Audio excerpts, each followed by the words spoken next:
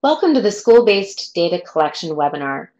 My name is Dr. Leslie Ware, and I'm representing OSET, the Ohio SPF Evaluation Team. The School-Based Data Collection webinar will assist you with working with your school districts to deploy a survey within one or more schools in your community. This webinar will include information specific to the Strategic Prevention Framework Partnership for Success, but is also applicable to a wide number of funding opportunities. There is an accompanying school-based data collection checklist that you can find on the SPF-PFS website.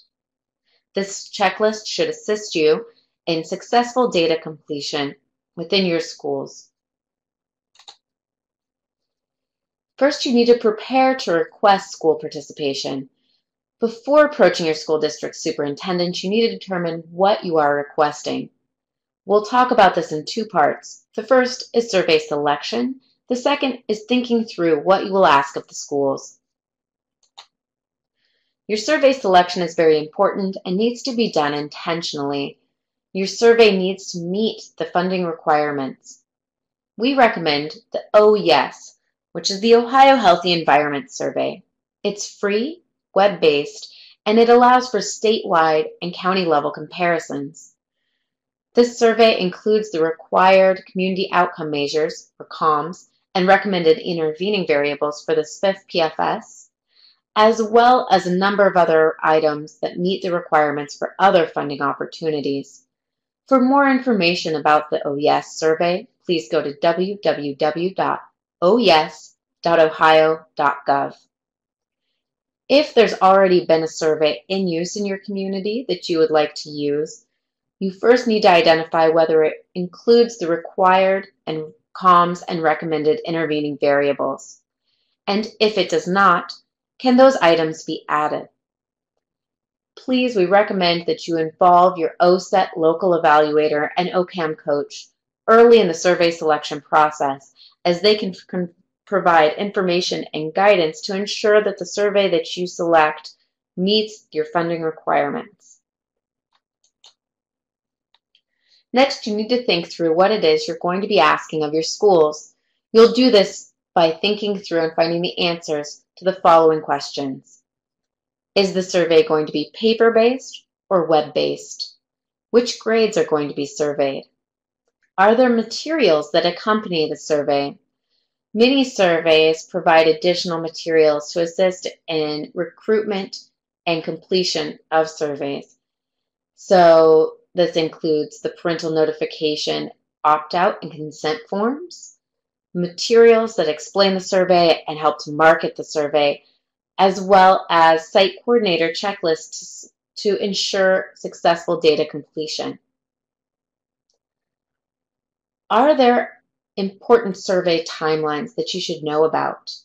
For instance, does the survey that you selected require that the sites be registered? And is there a particular timeline that needs to be followed prior to survey and deployment? Also, for the opt-out and consent forms, are there required timelines? For instance, OYES requires that those forms be sent out at least 3 weeks in advance of data collection.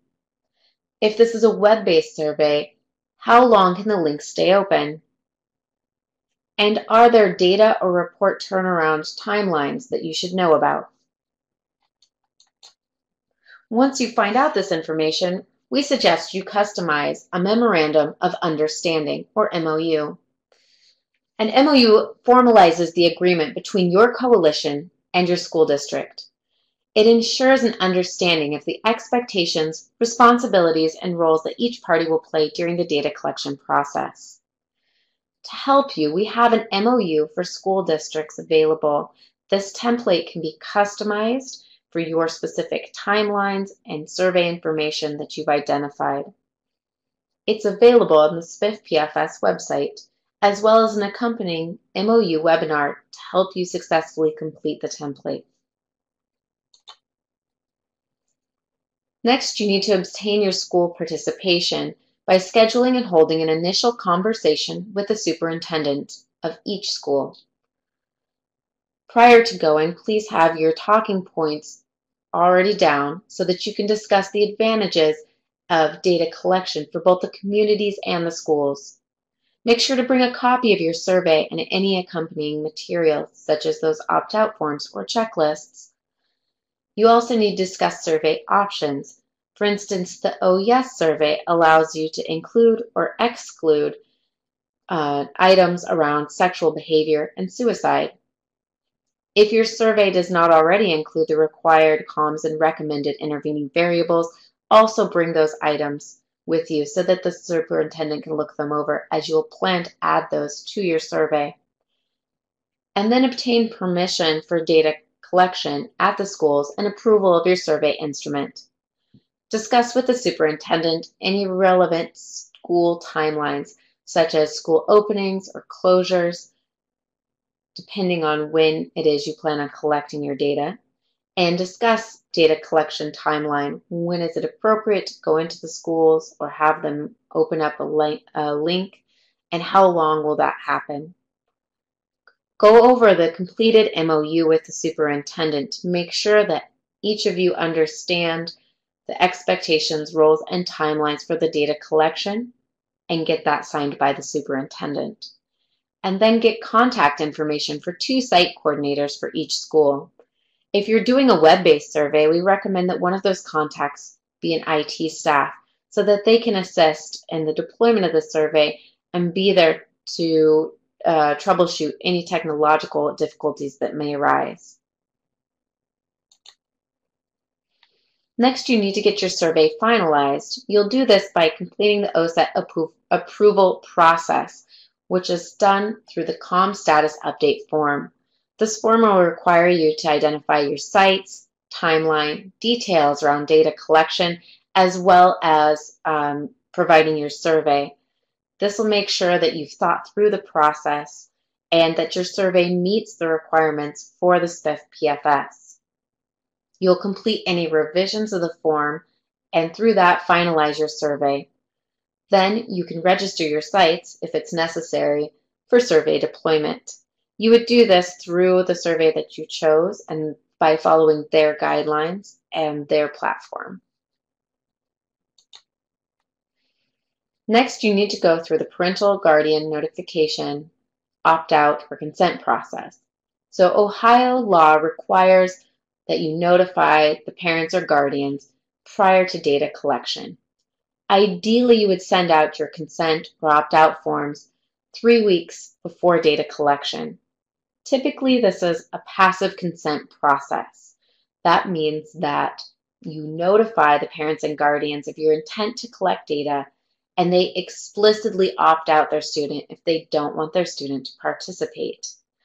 The term consent or opt-out are often used interchangeably. You must use at least 2 different forms of communication to inform the parents and guardians of your intent to collect data, and you must have a reminder about the opt-out forms.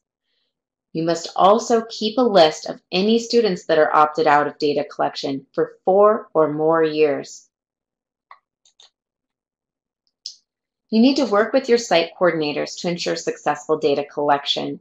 Prepare short training for each site coordinator. This can be as simple as a detailed conversation around the survey and the survey collection needs and roles. Make sure that you share any materials with the site coordinators.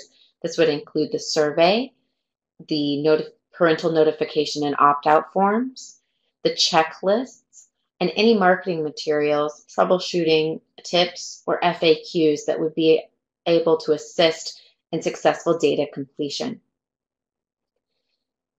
Communication is key to successful data collection. It's important to establish communication with your site coordinators early on and maintain communication until data collection has been completed.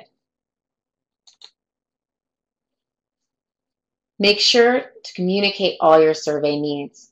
This will include confirming that the consent or opt-out process is underway, and work with the site coordinator to establish the survey needs. For instance, if it's a web-based survey, make sure they understand that each student who's going to participate in data collection needs to have a computer with internet connectivity. Make sure that the technology has been tested. That would include the survey links. And make sure there's been some sort of communication with students around the confidentiality of their responses. As schools share their laptops with students, it's more and more common that schools have policies in place, and students are told that administrators and teachers will have access to the information that students look at and share on their computers. So it's very important that students understand that their responses to the survey will be completely confidential. That way you can ensure honest and accurate data. If it's a pencil and paper survey, you need to ask site coordinators to determine how many surveys they'll need, and then you need to discuss when you're going to drop off surveys and where, as well as when you're going to pick them up and where. I would also recommend offering to assist with paper and pencil survey deployment. Finally, discuss with your site coordinators any potential conflicts that may have been overlooked that could interfere with data collection, such as scheduled school assemblies or field trips. As I said before, you need to stay in contact with your site coordinators throughout the data collection process. That means following up after data collection and confirm that data has been collected successfully. If there are any problems, please reach out and contact your OSET evaluator, as they can provide guidance in trying to reschedule data collection if at all possible. If you have previously collected data, and this is not your first year in collecting, you will use the same instrument. You will still need to go through the survey finalization process with OSET to get approval. During that process, make sure to identify any changes or revisions that have been made to your survey instrument, and collect your data at the same time during the school year as you have done in previous years. I want to thank you for listening to this webinar, and if you have any questions, please reach out to your local OSET evaluator or OCAM coach for assistance. Thank you and have a great day.